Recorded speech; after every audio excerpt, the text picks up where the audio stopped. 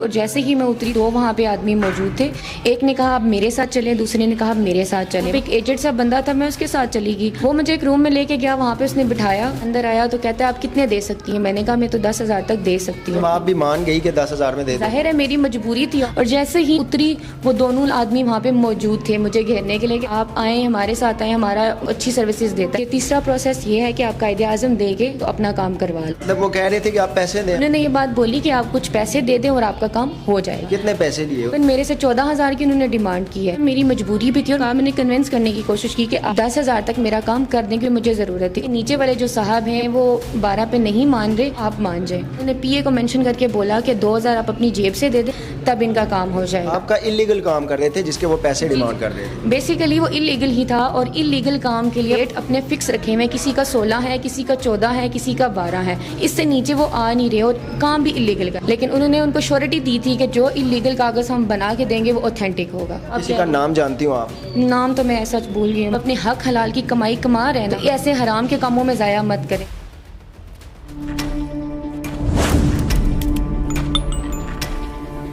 السلام علیکم ناظرین, میرا نام ہے احتشام الحق, آپ آواز ڈیجیٹل دیکھ رہے ہیں. اور پاسپورٹ آفس کوٹلی کے آفس کے باہر بیٹھے جو ایجنٹس ہیں, عام سادہ لو عوام ان کا شکار ہو جاتی ہے. آج ایسی ایک لڑکی میرے ساتھ موجود ہے. ایجنٹس نے ان سے پیسے ڈیمانڈ کیے ہیں ایک انلیگل ڈاکومنٹ بنانے کے.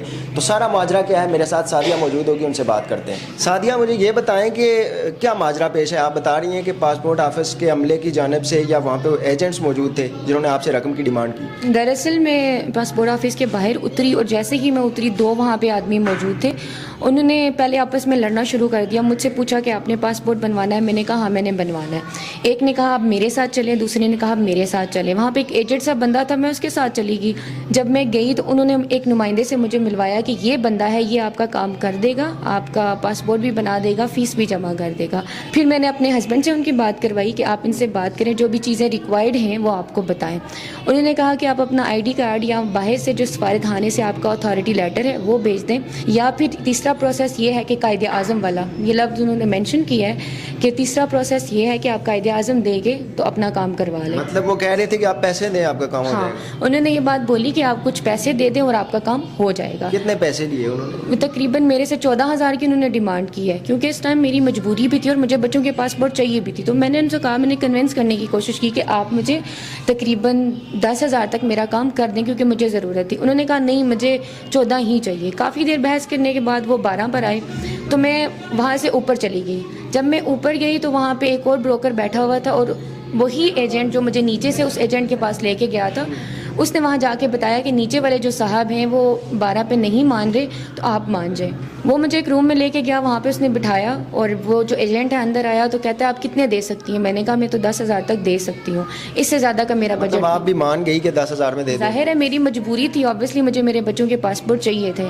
تو انہوں نے کہا کہ نہیں ہمارا 10,000 بجٹ نہیں ہے, اور انہوں نے پی اے کو مینشن کر کے بولا کہ 2,000 آپ اپنی جیب سے دے دیں تب ان کا کام ہو جائے گا. میں نے کہا میں روزہ رکھ کے آئی ہوں. انہوں نے اتنے غصے اور ایک ڈس رسپیکٹ وے میں بولا کہ روزہ تو ہم بھی رکھ کے بیٹھے ہوئے ہیں. تو میں نے کہا میرے پاس بجٹ نہیں ہے. پھر وہاں سے انہوں نے کہا کہ ٹھیک ہے, میں اٹھ کے باہر چلی آئی. وہاں پہ ایک موصوف بیٹھے تھے, انہوں نے کہا کہ آپ یہاں پہ کیوں خوار ہو رہی ہیں, آپ اندر جائیں, ذمہ دار ادارہ بیٹھے ہیں ان سے بات کریں.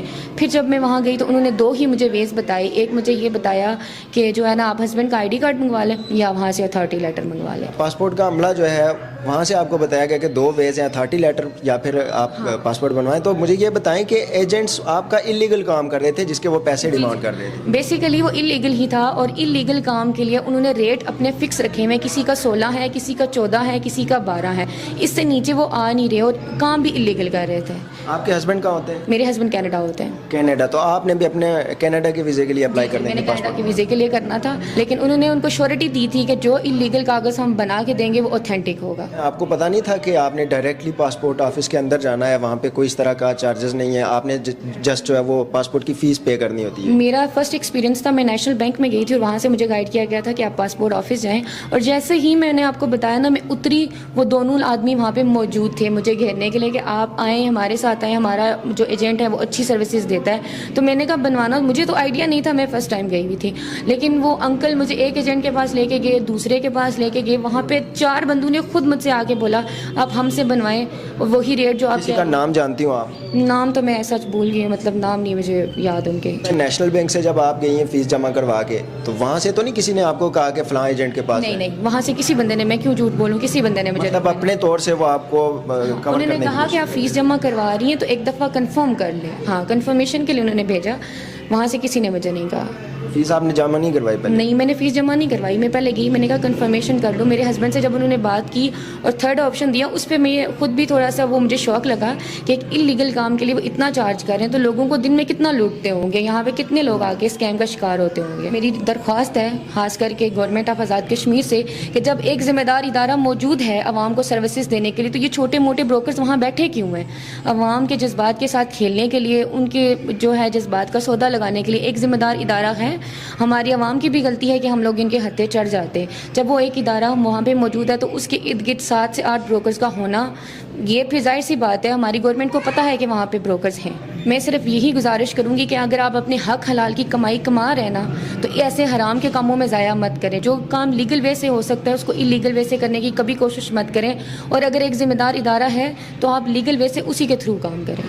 بہت شکریہ جی. یہ وہ لڑکی ہے جو پاسپورٹ آفس کے باہر بیٹھے ہوئے ایجنٹس کے ہتھے چڑھ گئی, اور ایجنٹس کی جانب سے پاسپورٹ بنوانے کے ان سے پیسے ڈیمانڈ کیے گئے, اور نہ صرف تھوڑی بہت رقم بلکہ 12 سے 14 ہزار روپے ایک انلیگل ڈاکومنٹ بنانے کا ان سے مانگا گیا. وہاں فیصلہ آپ نے کرنا ہے کہ لوگوں کے ہتھے چڑھنا ہے آپ نے, جو سادہ غریب عوام کو لوٹتے ہیں, اور انتظامیہ کو بھی چاہیے کہ ایسے لوگوں کے اوپر کڑی نظر رکھتے ہوئے ان کو وہاں سے اٹھا کر باہر پھینکے جو پاسپورٹ آفس کے باہر بیٹھے سادہ لوگوں سے پیسے بٹور رہے ہیں. ہماری اس ویڈیو کے تھرو بھی آپ کو پیغام پہنچ گیا ہے کہ پاسپورٹ بنوانے کے ان ایجنٹس کو پیسے مت دیں. آپ پاسپورٹ آفس کے اندر جائیں, وہاں پر عملہ بیٹھا ہے آپ کو گائیڈ کرنے کے لیے, اور ایک ریویلنٹ جو ادارہ ہے وہ وہاں پر موجود ہے سرو کرنے کے لیے. آج کی اس ویڈیو سے مجھے دیں اجازت, ملیں گے پھر کسی نئی ویڈیو میں. اللہ نے کے بعد.